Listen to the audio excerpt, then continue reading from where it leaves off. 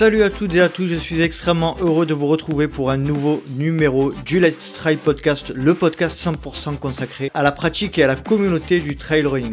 Et un épisode, pour une fois, un petit peu spécial sous format actualité. Et oui, je réagis à l'actualité car ce lundi 13 novembre 2023, nous avons appris la création d'un nouveau circuit international intitulé le World Trail Majors. Et pour parler de ce sujet, je me suis entretenu avec Patrick Christina, qui est un Suisse neuchâtelois spécialisé dans le domaine du marketing et de l'événement sportif, mais qui est également et surtout, c'est ce qui nous intéresse dans cet épisode, le fondateur du Swiss Canyon Trail. C'est un événement international qui a été créé en 1994 et dont la première édition a eu lieu en 1996. C'est donc, on peut le dire, l'un des plus anciens événements de trail existants. Nous allons évoquer avec Patrick, en majorité dans cet épisode et compte tenu de l'actualité, l'intégration de ce Swiss Canyon Trail au sein du nouveau circuit international World Trail Majors, dont Patrick est l'un des membres fondateurs. En effet, ce 13 novembre 2023, la création de ce nouveau circuit constitué de 9 événements internationaux a été annoncée. Donc dans cet épisode, nous échangerons tout d'abord sur l'histoire et l'ADN du Swiss Canyon Trail, et ensuite nous parlerons des principaux fondements de ce nouveau circuit international des World Trail Majors, les objectifs et la philosophie de ce nouveau circuit, et nous essaierons de répondre également aux interrogations que suscite dans la communauté du trail l'annonce de la création de ce nouveau circuit. Allez, après cette longue introduction, je vous laisse profiter de cette conversation dans l'actualité avec Patrick Christina. Bonne écoute. Salut Patrick, je te remercie énormément de nous rejoindre sur le LTP. Comment vas-tu ? Mais ça va fort bien, magnifique, splendide. Le temps est un petit peu plus clément maintenant, donc on n'y voit que du bonheur. Tu es en Suisse, à Neuchâtel, c'est ça ? Exactement, pas loin de chez vous. Un petit peu quand même, mais bon, nous il fait beau aujourd'hui, donc ça va. Merci beaucoup Patrick de nous accorder du temps dans le LTP à quelques jours de l'annonce de la sortie de ce nouveau circuit. On va en parler en détail bien évidemment. Patrick, tu es d'origine suisse, de Neuchâtel, je crois, et tu es dans le marketing sportif et dans l'événementiel également. Mais malgré tout, est-ce que tu peux te présenter ? Je l'ai fait un petit peu, mais est-ce que tu peux te présenter dans les grandes lignes ? Oui, avec plaisir. Comme tu l'as dit, je suis dans l'événementiel depuis maintenant une trentaine d'années. J'ai ma propre société. Je suis également responsable de vente dans une autre société. Je suis concepteur du Swiss Canyon Trail depuis 1994 maintenant, où la première édition a vu le jour en 1996. Et puis, en dehors de ça, on est aussi à la base de différents événements sportifs, des verticales ou d'autres événements dans d'autres sports culturels, sociaux et puis également sportifs. Donc 96, donc 20 presque. Alors dis-moi si je me trompe, 28 ans, 27 ans. La première édition, tu fais partie des premiers événements de trail dans l'histoire de ce sport, non ? Oui, alors exactement, avec différentes autres courses, on n'était pas forcément tout seul à ce moment-là, mais quand même, on avait recensé à l'époque une dizaine d'événements dits à l'époque ultramarathon en Europe, la Reine Steiglauf, les Templiers notamment, une course à Davos aussi, qui était dans ces distances, qui étaient 70, 72 jusqu'à 80 kilomètres, qui étaient à l'époque considérées comme des distances complètement folles. Dans le milieu du trail, on connaissait déjà les 100 kills sur route, ça c'est sûr, mais dans le milieu de ces courses nature, on va dire, à l'époque, c'était déjà considéré comme un peu fou. Pionnier de l'histoire de l'ultra trail, donc en Europe tout du moins et dans le monde aussi. Qu'est-ce que c'est devenu aujourd'hui, Patrick, si tu veux bien nous expliquer un petit peu le Swiss Canyon Trail en termes d'envergure, ça représente quoi ? Moi j'y suis jamais personnellement allé, mais est-ce que tu peux nous décrire ton événement ? Alors aujourd'hui, c'est environ 2300, 2400 personnes qui sont chez nous. C'est 5 distances depuis cette année, 16, 31, 51, 81, 111 kilomètres. C'est 28 nations présentes à chacune des éditions. Et puis, voilà, c'est une découverte du Jura suisse, Jura français, uniquement par les canyons, vraiment par les endroits les plus escarpés de cette partie du Jura suisse. Très bien. On va parler bien évidemment de l'annonce de ce nouveau circuit, hein, le World Trail Majors, qui a été annoncé il y a quelques jours. Donc là, il y a 2 jours, on est mercredi, et ça a été annoncé le lundi 13 novembre. Donc c'est une association qui regroupe 9 événements internationaux. Je vais les citer, qui regroupe le Hong Kong 100 ultramarathon, le Black Canyon Ultra, le North Face Trans-Gran Canaria, le Mont Fuji 100, le Mute, le Swiss Canyon Trail, South Downs Way dans les UK, le Québec Mega Trail et le RMB Ultra Trail Cape Town. Donc voilà, c'est une association de 9 événements internationaux. Et puis un petit peu à la surprise générale, là, il y a eu une annonce qui nous a expliqué qu'il y avait plusieurs événements qui s'étaient regroupés pour créer le World Trail Major. Est-ce que tu peux nous expliquer un petit peu déjà qui font partie de ce circuit en termes de membres fondateurs? Je crois que tu fais partie des membres fondateurs. Et pourquoi ce circuit a été créé? Alors, tout à fait, c'est un petit peu de vasques différentes. Il y avait déjà une base d'association que nous avions créée il y a quelque temps avec notamment le Québec Mega Trail, avec le Mute, avec aussi le Grand Raid de la Réunion, sur lequel on avait vraiment des gentlemen agreements entre nous et puis pas mal de collaborations intenses. Et puis ces informations ont fait leur bonhomme de chemin un petit peu dans le milieu du trail. On a été contacté par pas mal de courses qui se voulaient être des nôtres, de par la convivialité et l'aisance entre nous, toujours par rapport au respect de chacun des courses que nous avions. Et puis de l'autre côté, eh bien, on est rentré en discussion aussi avec l'ancien World Trade Series, dans lequel il y a aussi quelque chose qui se mettait en place de par les anciens qui voulaient vraiment refaire quelque chose ensemble et puis passer encore une fois du bon temps. Et puis rapidement, eh bien, on s'est vraiment bien entendu. On a trouvé que on avait beaucoup de points communs. Il y avait beaucoup de convivialité entre nous.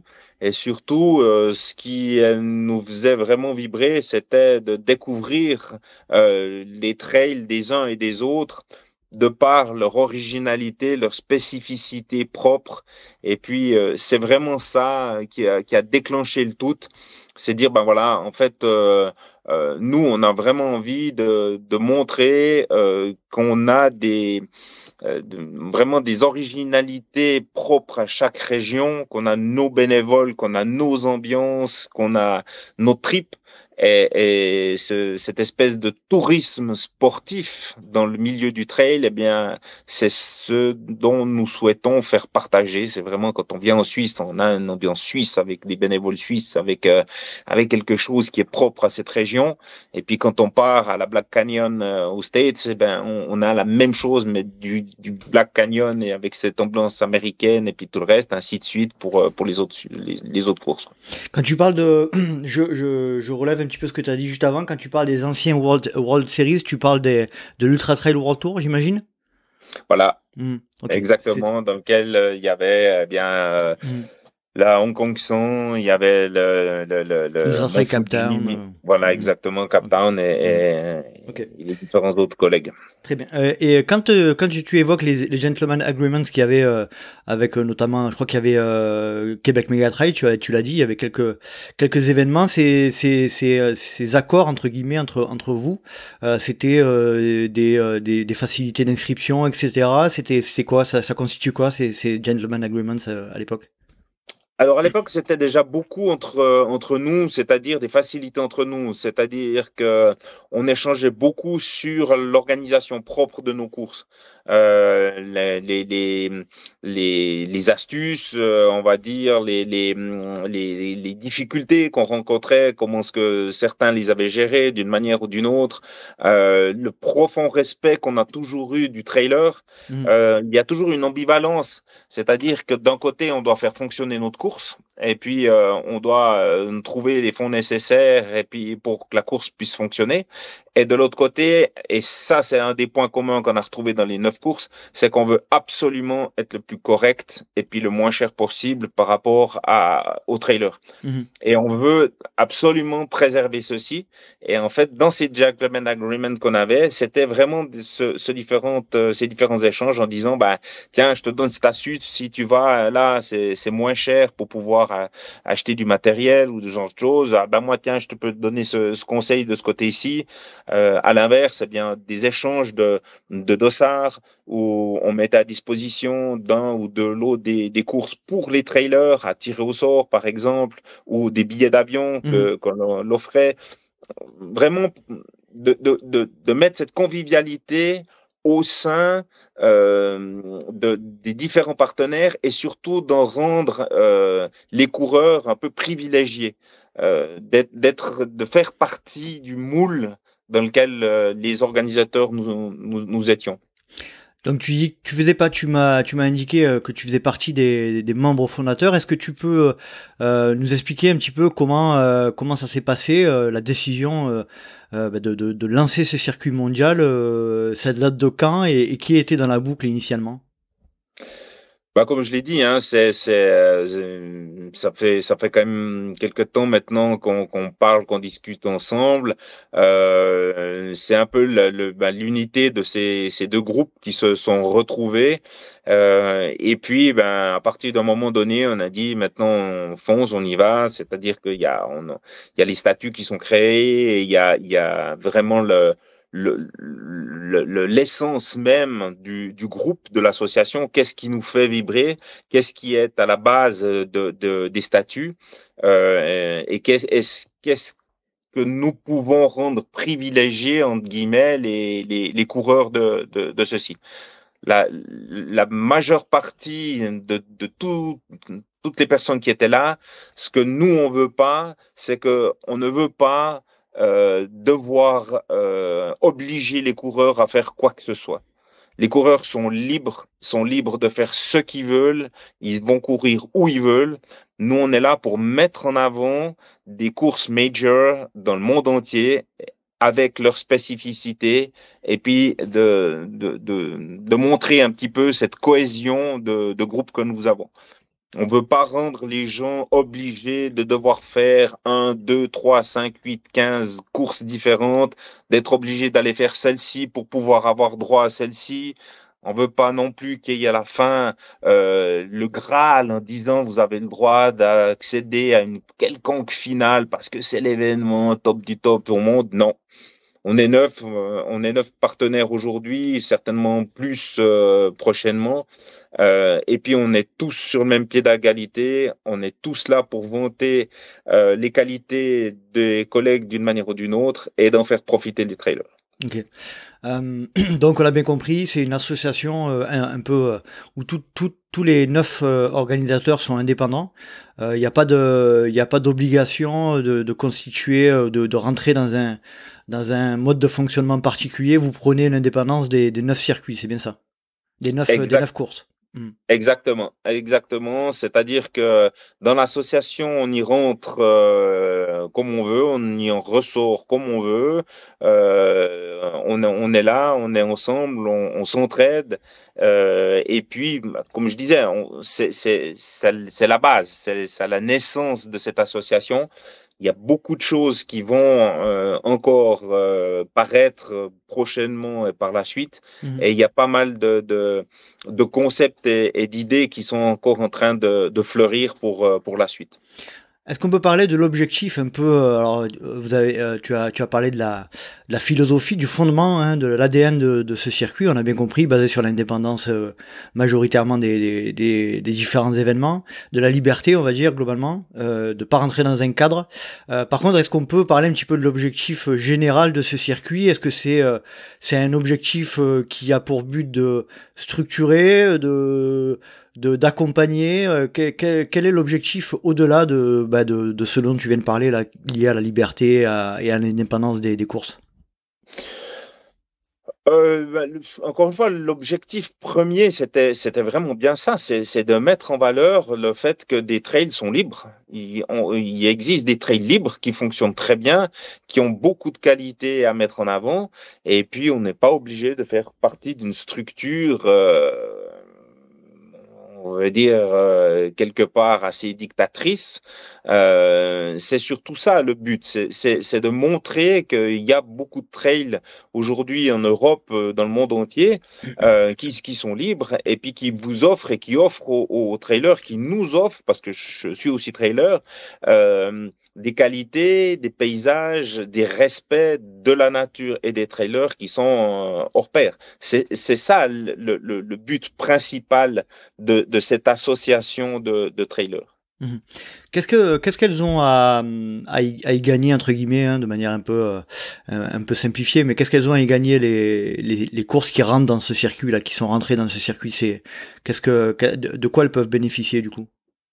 Alors, justement, elle bénéficie, quand on est dans le cercle de cette homogénéité de groupe, bien sûr en termes de visibilité, mais également en termes de partenariat, comme je l'ai dit tout à l'heure. C'est-à-dire qu'à partir du moment où on est dans le groupe, on a aussi une synthèse, une entraide entre nous, qui se met en place maintenant de plus en plus et de plus en plus forte, et puis dans lequel, eh bien, on sait qu'on peut à tout moment parler, échanger, discuter, chercher des solutions entre nous, entre différents partenaires, parce que on fait partie de ce groupe et de cette synthèse, tout en étant totalement individuel et indépendant. Je veux dire par là qu'il n'y a personne qui met son nez dans les affaires des autres. On est chaque course indépendante, on gère nos événements comme bon nous semble.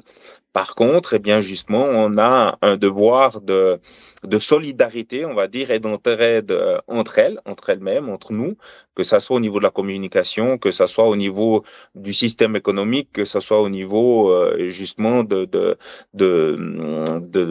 la partie nature, de la partie respect de la nature, de la partie limitation des charges carbone, de ce genre de choses. Donc, on profite aussi beaucoup des expériences des uns et des autres, pour aller dans un sens plus que positif, plus que quand on le fait en étant seul, quoi. Mmh. Heu, on a l'impression que c'est quand même pas mal inspiré des fameux, des Big Six, hein, des World Marathon Majors, que sont Tokyo, Boston, Londres, Berlin, Chicago et New York.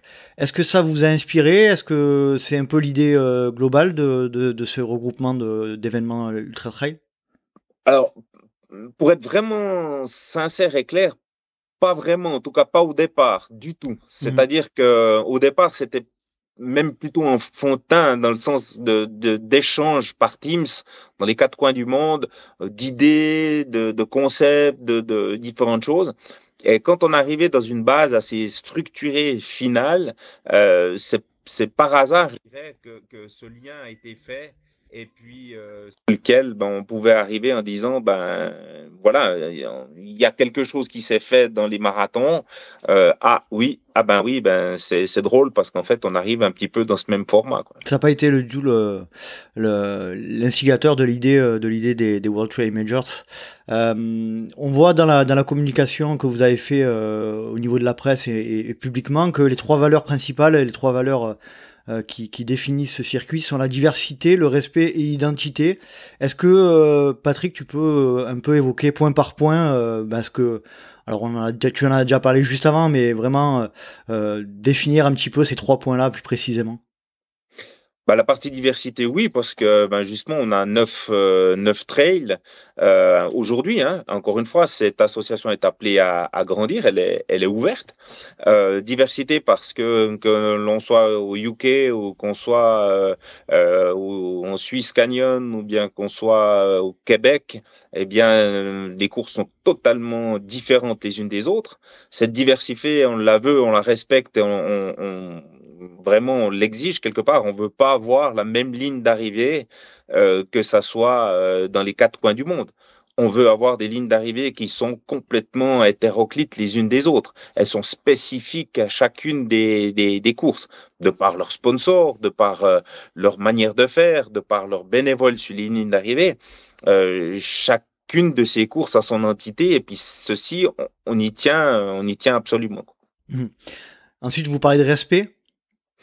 Le respect, ben oui, le respect du trailer, parce que pour nous, il est inconcevable de prendre le trailer en tenaille, c'est-à-dire de l'obliger à devoir faire quelque chose pour avoir accès à autre chose.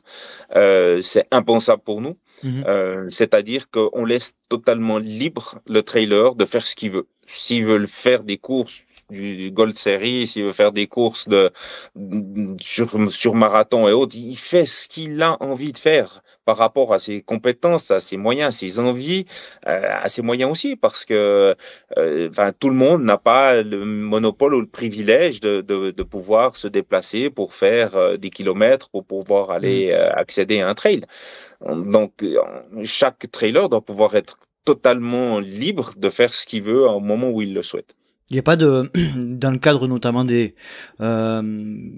ces 9 organisations, il n'y a pas de règles qui ont été établies, pour répondre à un cadre particulier. C'est vraiment ça que vous mettez en avant, quoi? Exactement, tout à fait. Alors, il y aura des règles qui vont se mettre en avant par rapport aux élites qui veulent se battre pour un classement final, un classement général final dans lequel il y aura des prize money, Mmh. ça c'est sûr. Mais au-delà de ça, il y a pas de règles définies dans lesquelles qui obligent les coureurs à dire, voilà, pour rentrer dans le concept des World Trade Majors, on est obligé de faire 3, 4, 5 courses. Mmh. Non, pas du tout, pas du tout. Les gens prendront connaissance visuellement de sites internet et autres de l'ensemble de ces courses. Ça fera envie à certaines personnes, on les fera découvrir en tant que telles. Et quand on participera sur l'une ou sur l'autre des courses, il y aura de toute façon les visibilités de toutes les autres courses. Donc il y aura cette possibilité d'avoir accès et contact avec les organisateurs des autres courses, que ce soit au Swiss Canyon, que ce soit au Québec et autres. Il y aura de toute façon à chacun des instants la possibilité de discuter avec les autres organisateurs. Donc si j'ai bien compris là, par rapport notamment aux coureurs réguliers, si on les organisations garderont leur système d'inscription, actuel. Il y aura pas de Exactement, voilà. Mmh. exactement. Et puis, alors certainement que ça va aussi évoluer parce que de plus en plus, on va se détacher du principe Live Trail. On va, voilà, ça c'est des choses qui sont aussi officielles. Il y en a marre de se faire pomper les adresses d'une manière ou d'une autre de nos coureurs alors que c'est interdit au niveau international. Donc voilà, c'est différentes choses qui font partie de ce respect. Et puis aujourd'hui, si moi je m'inscris à une course, j'ai pas du tout envie que mon adresse elle aille dans les quatre coins du monde, véhiculée à gauche ou à droite. Non. Aujourd'hui, si on a une information à faire passer, eh bien l'information du Québec Mega Trail sera donnée au Swiss Canyon et c'est le Swiss Canyon qui la publiera à ses clients à lui. Point. Mmh. C'est pas mon fichier adresse qui va partir au Québec Mega Trail pour dire ben voilà, on fait une grosse banque de données et puis on va essayer de polluer au maximum ou bien en tout cas d'usurper le maximum d'adresses à gauche ou à droite. Et enfin, le dernier point, le dernier pilier, c'est l'identité. Est-ce que tu peux préciser cet aspect? Voilà, c'est l'identité, ben, comme je disais, l'identité proche et propre de chacune des courses. Et cette identité, eh bien, encore une fois, c'est vraiment notre ADN, hein. C'est notre Mmh. carte d'identité, c'est notre ADN. Et on veut à aucun moment on veut perdre ceci. Et puis on est tous attachés bec les ongles, que ce soit la Transgrande Canaria, que ce soit le Mute. On a cet ADN propre de nos régions, des îles, des régions, des, des différents pays. Et cette identité-là, c'est vraiment l'essence de cette association. Je vais poser une question un peu bête ou qui peut sembler un peu simpliste, mais moi je trouve un peu paradoxal le fait de mettre la diversité en avant et paradoxalement de mettre ces événements dans un circuit. Donc ça fait, moi j'ai l'impression qu'on met en avant la diversité, mais à la fois on veut rassembler. Donc pour moi ça me semble un peu paradoxal. Qu'est-ce que tu veux répondre à ça? Alors, non, enfin, comme tu le présentes, je dirais non, dans le sens que, ben voilà, l'unité fait la force. Mhm. Aujourd'hui, on veut unir l'entité de différentes structures personnelles, si on veut. Mhm. Mais c'est une entité générale dans laquelle il y a 9 têtes qui lèvent la tête aujourd'hui, et c'est 9 entités totalement différentes. On ne veut pas avoir une couverte d'une couleur bien spécifique qui réunit tout le monde dedans, dans lequel on fait un grand mélange, Mhm. puis on dit ça nous appartient, ça à nous. Non, il y a le World Trade Major, ok, c'est une entité fêtière qui englobe 9 entités totalement différentes et qui le réclament en tant que telle. Très bien. Dans les différentes courses qui ont été énumérées, on voit qu'il y a 9 courses qui sont au-delà des 5 km, donc on est bien d'accord que ce World Trade Major, c'est uniquement des ultras. Exactement. C'est un petit peu la cerise, si on veut, des ultras, au-delà de 100 kills. Mhm. En tout cas, dans lequel on a présenté les choses dans ce style. Dans le sens que dans chacune des courses, il y a des distances plus basses. Ça, c'est sûr. Mhm. Mais par contre, eh bien, le fil conducteur, c'est le fil qui est entre 100 et 166 km. D'accord. Et est-ce que du coup, il y aura un classement alors on parlera un petit peu plus tard, là on parle un peu de manière générale, mais on parlera un peu plus tard des coureurs élites et régulars. Mais est-ce qu'il y a un intérêt à faire plusieurs courses dans l'année de ces 9 organisations? Est-ce que le fait de faire plusieurs courses dans l'année, ça apportera quelque chose de plus, des points, c'est quoi la logique de ce point de vue-là? Alors, chaque course aura le même nombre de points, c'est-à-dire que l'on gagne le Mute ou qu'on gagne Swiss Canyon ou qu'on gagne la Black Canyon, il y aura le même nombre de points du premier jusqu'au dernier. Mhm. Qui seront répartis, hein, bien sûr, selon une base de calcul qui est maintenant en train de sortir, qui sera disponible la semaine prochaine.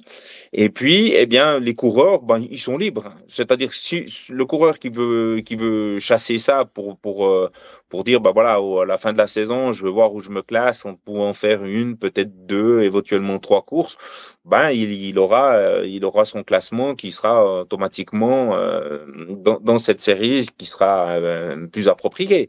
Celui qui dit, ben, moi, les points, ça m'intéresse strictement pas. Moi, ce que je suis là pour découvrir d'autres courses et puis je vais pouvoir vivre une course propre à celle que j'ai à l'instant présent, eh ben, il aura le nombre de points qu'il a sur cette course et puis ça s'arrêtera là. Donc en gros, malgré tout, si on parle de ce point de vue-là, s'il y a un classement lié à des points, plus on fait de courses, et plus on a de points forcément. Voilà, pour la série, en tout cas, ça sera le principe pour les élites. Mhm. Les élites, ben, celui qui fait une seule course, qui la gagne, s'il décide de rester là, ben, il en restera là. Si ça lui suffit, parce que dans toutes les autres courses, on va dire, le niveau est tel que c'est difficile d'avoir 2 fois le même vainqueur, peut-être que ça lui suffira pour être premier de la série. Mhm. Ou alors, ben, au fur et à mesure de la saison, il dit, ben voilà, maintenant j'arrive un petit peu limite avec mes points, il faut que j'en fasse une. Alors à ce moment-là, il s'organisera pour en faire une autre. Mais à aucun moment, ne serait-ce que pour participer, il faudra qu'il acquiert des points à gauche ou à droite, quoi. Ça sera à lui de juger s'il veut chasser la série ou s'il la veut pas. D'accord. Petite question aussi qu'on m'a posée, qui a été posée pas mal, c'est est-ce qu'il y a un partenariat global sur j'entends un partenariat avec des marques, Avec des sponsors, tu World dis? Trade, oui, avec des sponsors, avec un sponsor principal ou. Non, à l'heure actuelle, pas du tout. Mhm, Pour le moment, on a vraiment notre structure, encore une fois, nous, elle est neutre.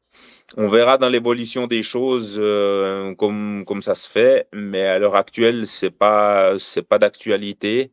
Euh, on est dans notre propre trip de chacun des courses avec nos propres sponsors, et puis c'est ces sponsors-là qui sont mis en avant sur chacune de nos courses. Donc c'est un challenge, on va dire en gros, c'est un challenge international qui prend en compte les événements de manière indépendante les uns avec les autres, et vous créez un challenge avec des points qui chapeautent un peu tout ça, mais sans apporter de contraintes, d'après ce que je comprends, c'est bien ça, quoi.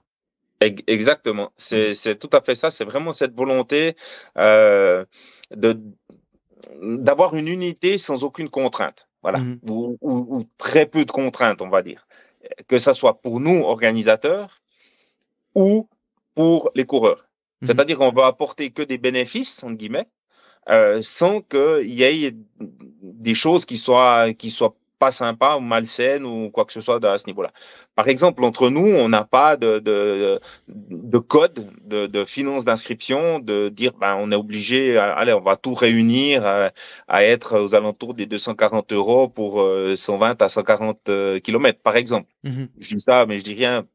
Voilà. Mais chez nous, ça se passera pas comme ça.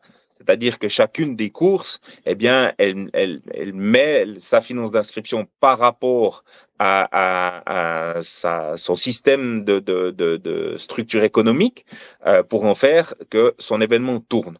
Il n'est pas lieu de discuter de bénéfices, de super bénéfices, d'argent, de fric, de j'en passe et des meilleurs. Nous, ce qu'on souhaite, c'est maintenir cette passion qu'on a.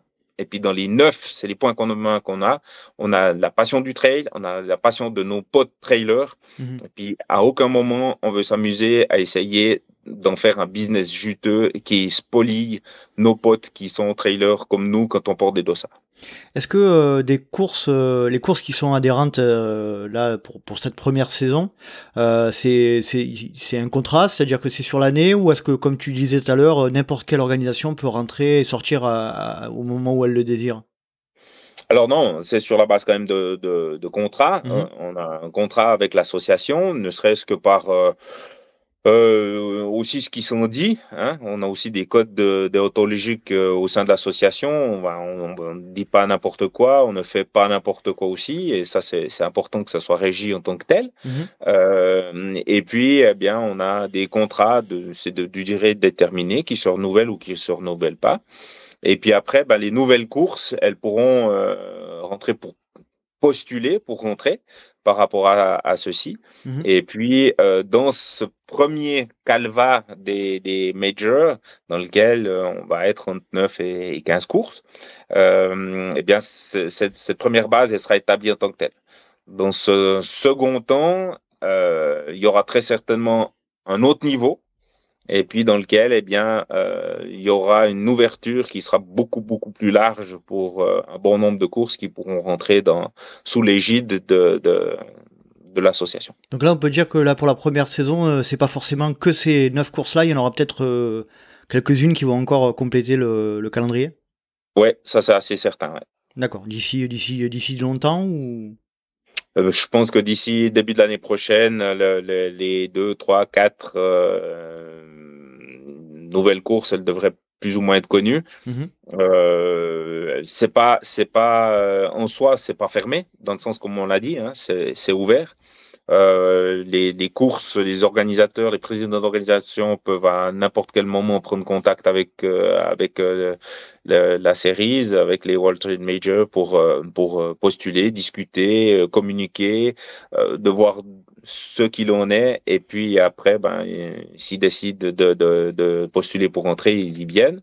Et puis tout comme à partir du moment où on est à l'intérieur, peut se passer beaucoup de choses. Hein. L'événement peut avoir des problèmes économiques, financiers, il peut être limite.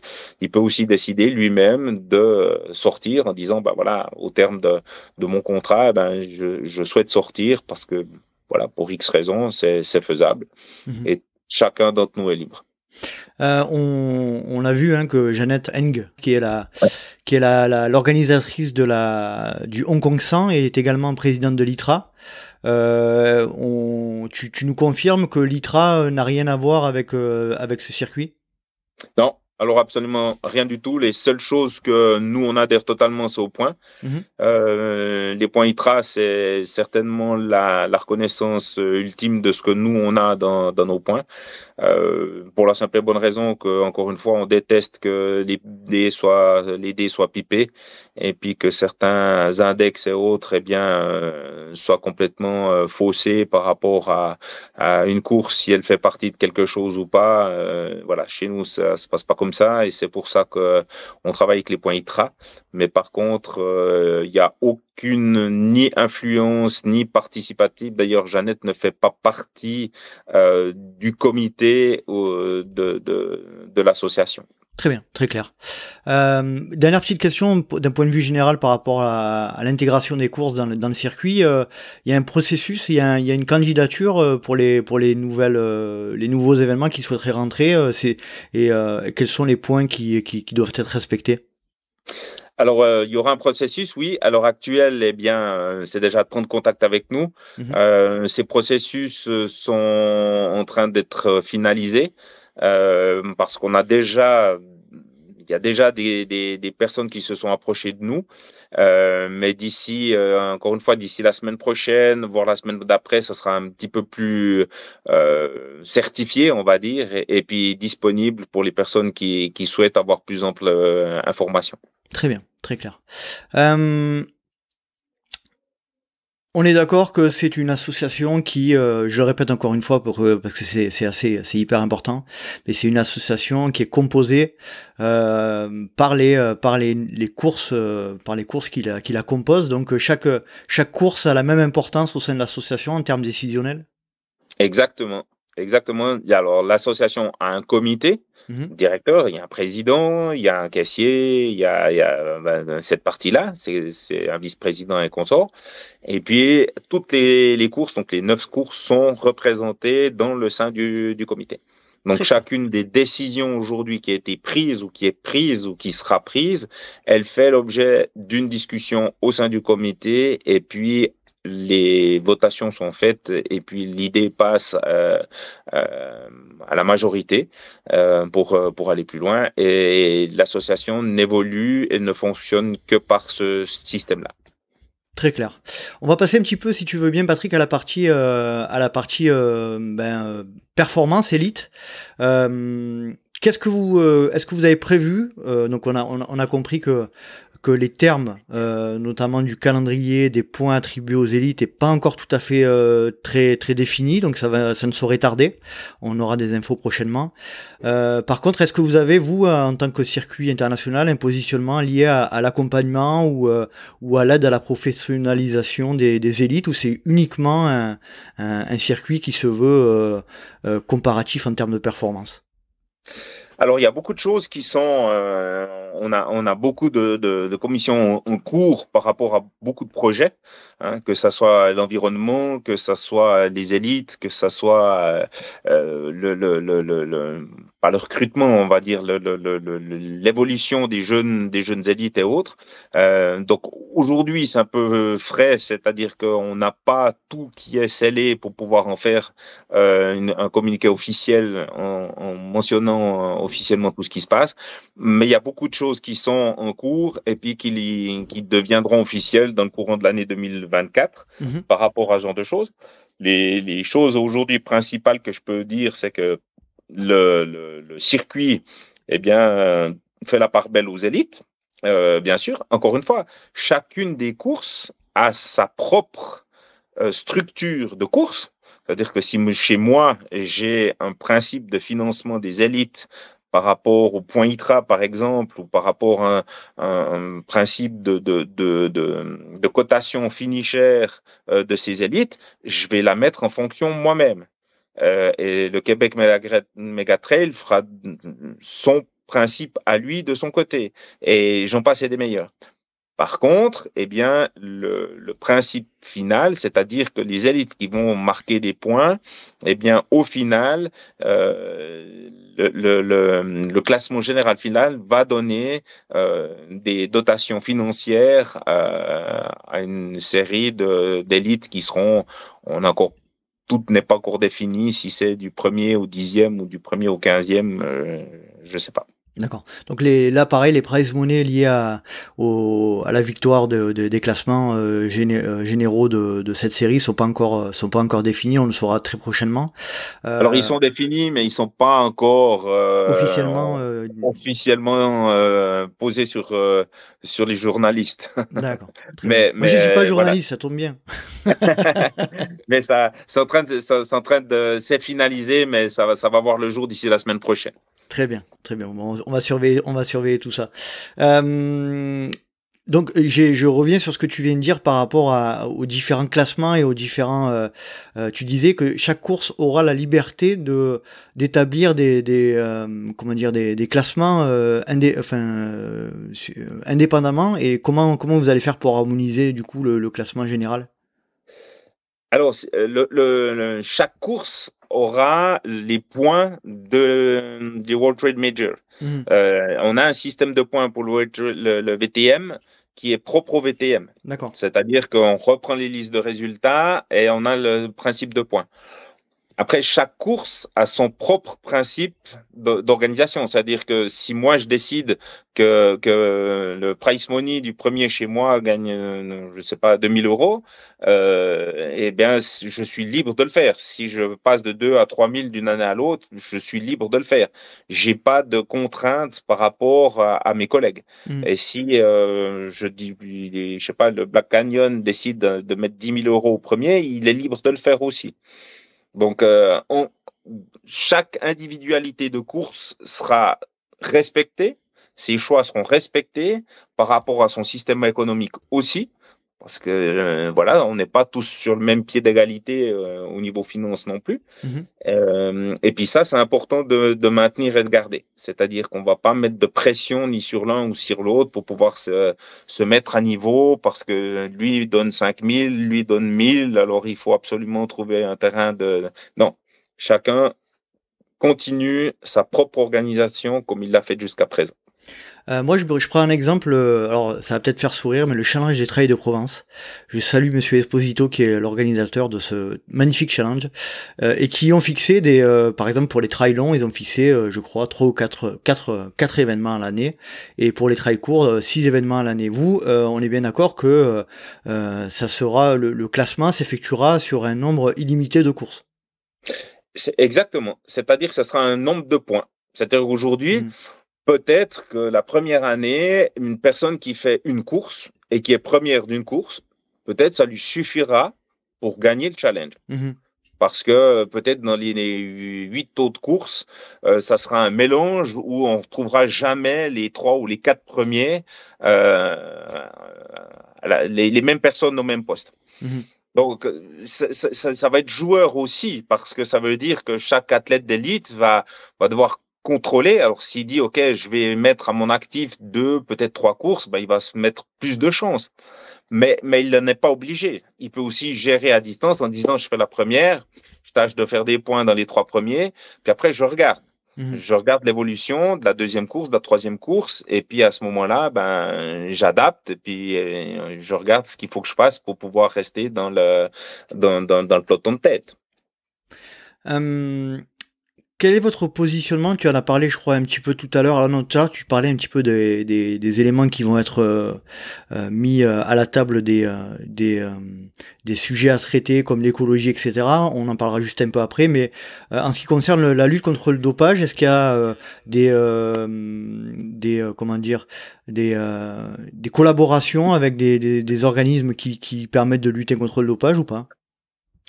Alors, c'est un des sujets qui est aussi sur la table aujourd'hui. Aujourd'hui, il faut être très clair, hein, puis je vais être assez cru. Le monde du trail, c'est une hypocrisie qui est assez crasse quelque part, surtout de par la lutte antidopage, parce que on écoute qu'il y a un programme Quartz qui est en cours alors qu'on sait que les tests antidopage et autres ne voient pas plus le jour que la ligne d'arrivée. On a des différentes individualités qui se font. On a dans certains pays, comme la Suisse, si on veut qu'il y ait un contrôle antidopage, c'est à nos frais. C'est-à-dire que c'est à nous de payer l'intégralité du contrôle antidopage. Donc voilà. Maintenant, par rapport à ça, eh bien, je pense qu'il y a un moment donné, on va devoir quand même trouver des solutions pour que notre sport redevienne, on va dire aussi un petit peu plus propre, qu'il devienne un petit peu dans les règles. On va dire aseptisé. On n'a pas besoin non plus d'être dans quelque chose qui est totalement hermétique, mais je veux dire, on doit quand même arriver à quelque chose qui est un petit peu plus géré et puis dans lequel la lutte antidopage mondiale doit aussi spontanément un petit peu plus rentrer en ligne d'action et puis s'investir. On s'investit à 800% dans le vélo depuis je sais pas combien de temps et puis on n'en arrête pas. Aujourd'hui, le trail, eh bien, on voit pas grand monde sur nos courses qui viennent faire un petit peu la loi et puis regarder ce qu'il en est. Donc, c'est des sujets qui sont à l'heure actuelle sur le plateau et puis sur lequel, bien sûr, comme d'habitude, ça va être discuté. Et puis, les décisions seront prises par rapport à l'ensemble du collège. Et puis, à ce moment-là, des directions seront suivies par rapport à ces décisions. On sait très bien qu'aujourd'hui, alors moi, ce que je retiens aussi, c'est que tu disais tout à l'heure que l'ITRA était pas dans la boucle de ce circuit. Malgré tout, l'ITRA, c'est quand même l'association internationale qui a voix au chapitre, notamment en ce qui concerne la discussion et la représentativité auprès de la World Athletics, qui est la fédération internationale délégataire de l'athlétisme. Est-ce qu'il y a des relations il y aura des relations entre le World Trail Major et la World Athletics, par exemple? Alors, de toute façon, des relations, il y en aura, que ce soit au niveau de fêtière, que ce soit au niveau européen, que ce soit au niveau des différents pays. Des relations, il y en aura. Après, comment est-ce que ça va se goupiller d'une manière ou d'une autre à l'heure actuelle, même ces différentes fédérations n'ont pas de structure établie, puisqu'on sait qu'UTMB sont en train de piper les dés à gauche ou à droite au niveau des championnats du monde ou des championnats d'Europe. L'ITRA est normalement la voie qui a accès au chapitre par rapport à ça. Donc voilà, je pense que ça aussi, à un moment donné, il faudra qu'il y ait quelque chose qui soit assez clair par rapport à ces différents tours, à ces différentes séries, et puis qu'il y a quelque chose qui doit ressortir d'officiel, et puis qu'on discute officiellement avec des personnes qui ont été accréditées en tant que telles pour être la voix des trailers et la voix des courses organisatrices. Donc on est d'accord que vous n'êtes pas pour l'instant officiellement en accord avec l'ITRA dans le cadre de ce World Trail Major. Non. Okay. On n'a pas d'accord spécifique, on n'a pas de discussion spécifique avec l'ITRA. Encore une fois, je veux bien préciser que l'ITRA n'a strictement rien à voir avec notre association. Notre association, elle s'est montée, elle est fêtière, elle est indépendante, elle est individuelle. On travaille avec ITRA par rapport au point ITRA, par rapport à ce qui existe aujourd'hui, comme on le fait à titre individuel, que ce soit Swiss Canyon ou que ce soit le Newt ou n'importe qui d'autre. Mais il n'y a pas de velléité ou il n'y a pas de facilité qui se fasse parce que c'est nous plutôt que quelqu'un d'autre. Aucune. Très clair. On va parler un petit peu des coureurs de milieu de peloton ou de fin de peloton ou voilà, des non-élites, on va dire. On a dit tout à l'heure, ça va peut-être faire doublon, mais on va réinsister dessus. Il n'y a pas de système particulier de qualification. Si je prends par exemple mon exemple sur le Mute que j'ai couru l'année dernière, qui fait partie du circuit, le Mute conservera son système d'inscription, c'est-à-dire, d'ailleurs, qui je pense doit être un peu amélioré, c'est-à-dire une inscription le plus rapide possible avec des serveurs qui suivent pas toujours. Voilà, est-ce que ça conserve vraiment pour les coureurs de milieu de peloton, est-ce que ça conserve les éléments d'inscription habituels? Alors, à ce jour, oui. mais c'est des choses qui ont été aussi déjà discutées, c'est-à-dire que c'est typiquement la base positive de ce regroupement, c'est vraiment d'échanger pour arriver à trouver des systèmes qui soient les mêmes pour tout le monde, entre Mhm. guillemets. On a ce principe d'inscription qui est celui-ci où, bon, tout le monde se rue sur les serveurs, ça bloque les serveurs, tu as de la chance, tu n'as pas de la chance, tu passes pas, voilà. On a d'autres principes qui sont sur la base de tirage au sort. Tout le monde s'inscrit, il y a un tirage au sort général pour rapport au nombre de personnes, de 1000, 2000, 3000 personnes, c'est un tirage au sort. Qu'on s'inscrive à la minute ou qu'on s'inscrive 14 jours plus tard, ça ne change rien. Donc voilà, c'est la base même des discussions que nous avons déjà maintenant, en posant tout à plat, puis en échangeant. Dire, ah ben toi, comment ça se passe? Ben moi, c'est la merde. Ben, encore jusqu'à présent, j'ai pas trouvé mieux, mais qu'est-ce que tu en penses? Ah ben oui, ça c'est bien, c'est super. Ah ben du coup, c'est possible. Comment tu travailles? Par quelle boîte? Quel schéma tu as en place? Et c'est vraiment avec ça qu'on va faire beaucoup d'avance, c'est qu'ensemble, on va vraiment pouvoir évoluer pour le bien des courses et pour le bien des trailers. Sur le sujet des inscriptions, il y aura pas encore une fois, on insiste, mais il y aura pas particulièrement d'augmentation de tarifs d'inscription liée à l'intégration dans ce circuit. Non, Ok, ça c'est catégorique. Il n'y catégorique. a aucune de nos courses qui ne fera une augmentation d'une manière ou d'une autre par rapport au fait qu'ils ont intégré le World Trade Major. Très clair. Allez, on va passer à la dernière partie, plutôt généralité, communauté du trail. Tu en as parlé tout à l'heure, c'est cette question liée à l'écologie, la préservation de la planète qui fait partie, a priori, de la communication que vous avez mis en avant.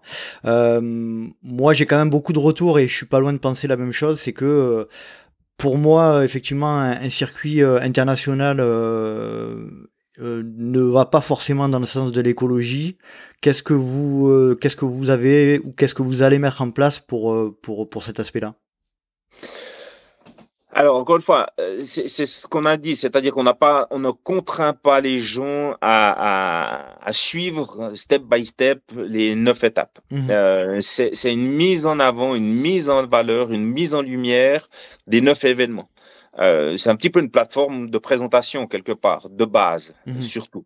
Mais dans les différents thèmes qu'on a aujourd'hui, c'est par exemple celui de dire, ben voilà, comment est-ce qu'on peut faire ensemble pour arriver à une neutralité carbone de nos événements et puis de pouvoir, sur le principe de la plateforme, par exemple, en disant, bon, on va arriver à une neutralité de plateforme. Sur les 9 événements, les World, les VTM, eh bien, on a une neutralité carbone zéro. Peut-être que moi, j'en ai un peu plus, mon collègue en a un peu moins, et puis par ce principe, on arrivera à quelque chose de zéro.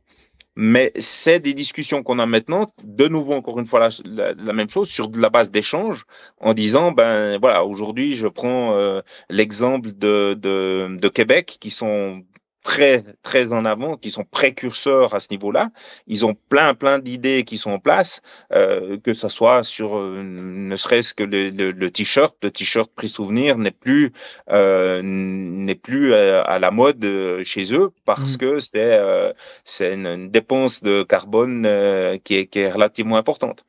À d'autres places, le coureur le demande, et puis d'un autre côté, eh bien, on doit travailler ensemble pour trouver des solutions. Donc ça, c'est quelque chose que on est en train de mettre en place sur le tout, mais aussi bien sur ce principe-là que sur le principe de booster, on va dire, que ce soit la diversité, la biodiversité, que ce soit le fait qu'on passe, les trails passent sur des chemins et dans la nature.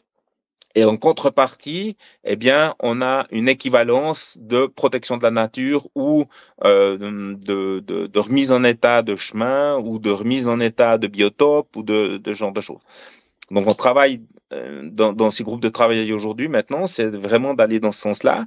Et puis, en disant, bon, OK, voilà, on a 2000 ou 3000 coureurs qui passent sur des sentiers à Hong Kong de cette base-là. Par contre, de l'autre côté, bon, on sait qu'on a l'oiseau X qui est en voie de disparition. Eh bien, on va faire quelque chose là-dessus. Et puis, ça ne sera pas que le trail de Hong Kong, ça sera l'association complète qui va s'unir derrière un projet ou derrière un autre projet pour pouvoir faire avancer les choses.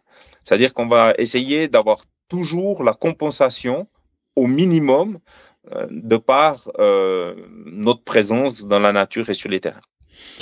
Ouais, après la neutralité carbone, c'est quand même, pour avoir la neutralité carbone, c'est quand même bien plus compliqué dans le sens où il faut pas du tout émettre et je pense que rien que le fait d'organiser des événements, on est loin de la neutralité carbone malgré tout, je pense. Après moi, ce que je vois quand même, c'est que il y a quand même un petit paradoxe là. Encore une fois, c'est la notion de ne pas limiter le nombre d'inscriptions ou de participation aux événements et à la fois de se positionner en tant qu'acteur qui préserve l'environnement. Moi, j'y vois quand même un sacré paradoxe là-dedans, moi.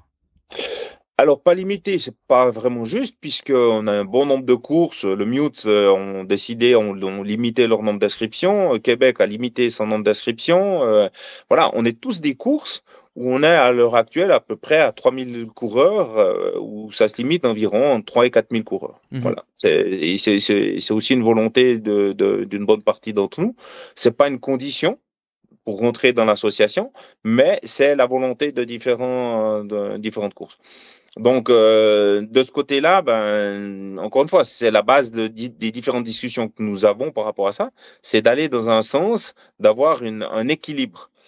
C'est sûr qu'on n'arrivera pas, à partir du moment où on organise des événements, comme tu l'as dit, de course à pied notamment, bien que la course à pied, ça soit pas le Grand Prix de Formule 1 et puis ça soit en aucun pas un Grand Prix GP, mais quand même, il y a des émissions qui se font d'une manière ou d'une autre, c'est de les limiter, mais je ne crois pas que ce soit la bonne solution de dire aux gens, c'est exclu, on fait plus, on n'organise plus de courses, on n'organise plus d'événements, on fait plus rien du tout.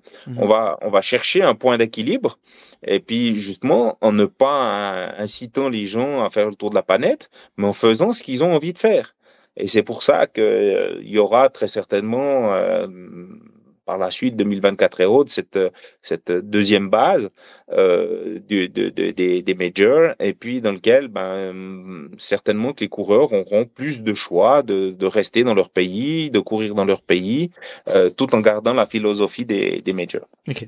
Bon, après moi je dis ça, mais en même temps en parallèle j'ai participé au Mute l'année dernière, hein, donc voilà, j'ai pas de leçon à donner là-dessus. Non, mais encore une fois, je pense que c'est bête et stupide de se cacher derrière le fait que c'est juste, que on fait pas que du bien.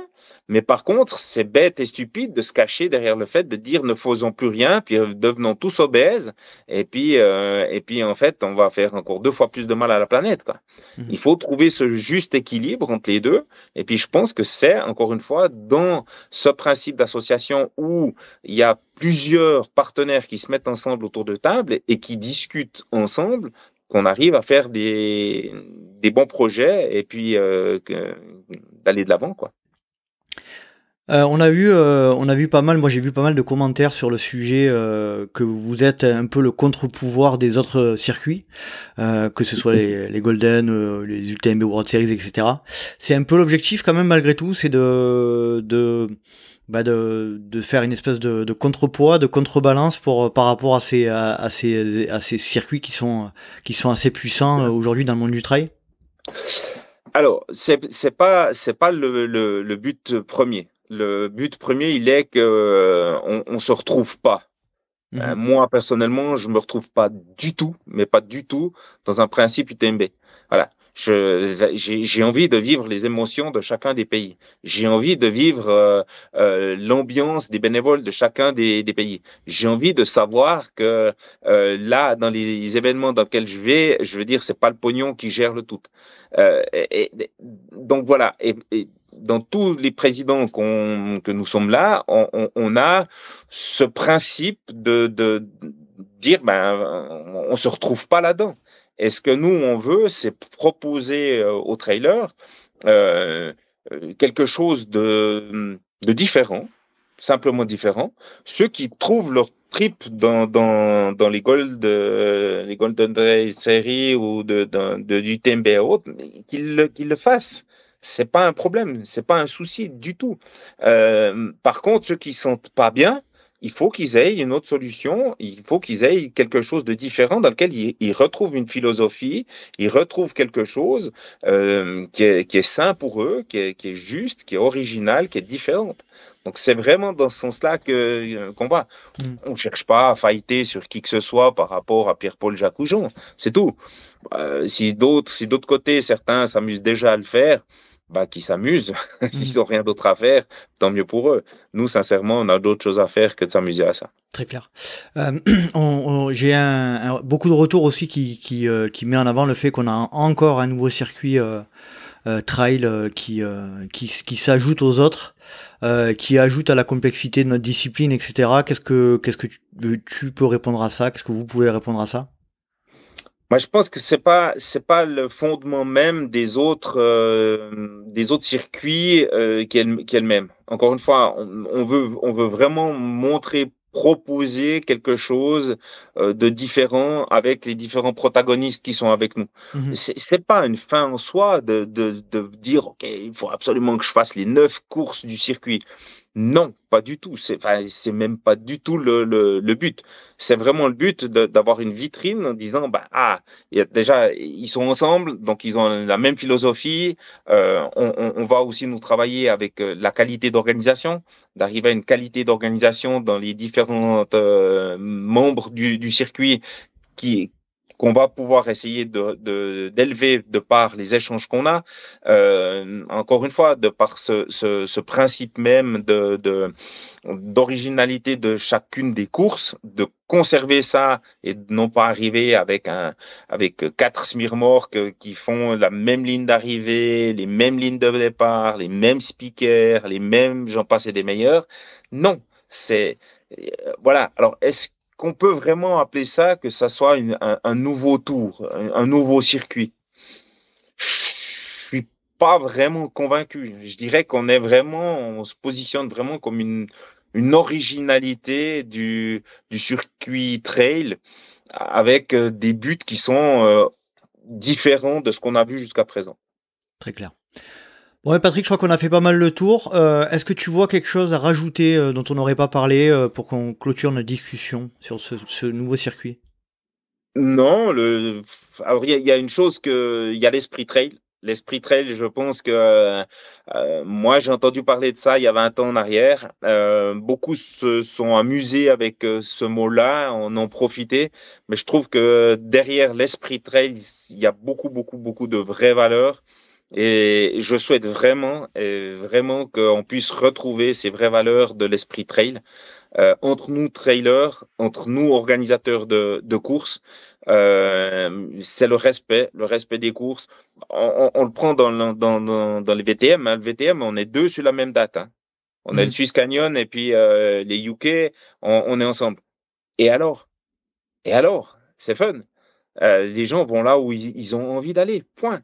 Et ça, je trouve que c'est la plus belle des philosophies à avoir, c'est que il faut que ces trailers conservent cet esprit trail, cette volonté de découvrir, cette volonté de courir, de partager avec les potes à gauche, à droite, pendant l'événement, avant l'événement, après l'événement, et puis que ça soit encore accessible. Qu'on tombe pas dans des finances d'inscription qui sont stratosphériques, dans lesquelles en gagnant 1500 € par mois, tu as la possibilité d'en faire un seul de ces gros dans ta saison, parce que les autres, c'est pas accessible, quoi. Et ça, c'est pas normal. Aujourd'hui, la course à pied, c'est quand même le sport qui est le plus universel, dans lequel il te faut une paire de baskets, un short, un t-shirt. Alors, mettons, on te demande un petit sac, un machin bidule, j'en passe, c'est des meilleurs. Mais je veux dire, avec le strict minimum, tu peux faire ton sport par excellence. Et ça doit rester ça. Ça doit pas devenir un truc élitiste à la Ironman, j'en passe, c'est des meilleurs, où on est à 900, 1000, 1500 € la finance d'inscription, plus l'hôtel, plus ci, plus ça. Non. Restons simples, restons partageurs dans l'événement qu'on organise et dans le sport qu'on partage avec nos potes à gauche, à droite, en avant, en arrière.